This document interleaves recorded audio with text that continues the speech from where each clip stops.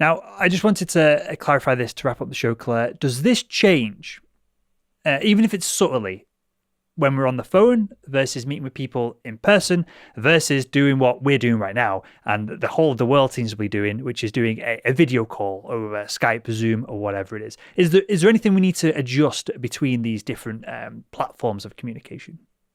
I think the really interesting thing is that on video call, you've got a full view of the other person's face. So you can really notice when it lands and when it doesn't land. So I've noticed that a few times in this conversation, it really tiny in your eyes, you've gone, oh, or you've smiled like you smiled just then. And there's a sense of an insight. I know what I do, Claire. I do this. I will look up for some reason. I always look up into this direction and I go, I want to scratch my head like a chimp and just go, oh, yeah. And obviously it looks rubbish on camera when I'm doing this. I'm constantly aware every time I do have a transformational moment. And a couple of times in this conversation, I've literally looked up and I kind of had to pull my gaze back to the camera.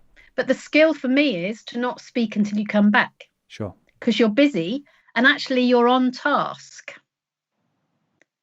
So timing the silences so people can land the insights is really important. And video is the easiest way of doing that. The next easiest is face-to-face, although you don't get a full face view and you may not notice if they look away. Phone, you need to learn to look when you can't see. What do you mean by that? You were just thinking about that. I saw you. You need to learn to look because insights and pace happen in the eyes. So when I said that, you kind of looked slightly away, but you were a bit self-conscious, so it wasn't fully away. Trying to be professional here, Claire. I can't be just spinning around in my seat every time you ask me a question. I'll be falling off the place and being dizzy in the meantime. But I could see you were thinking. So while you were thinking, I stopped talking.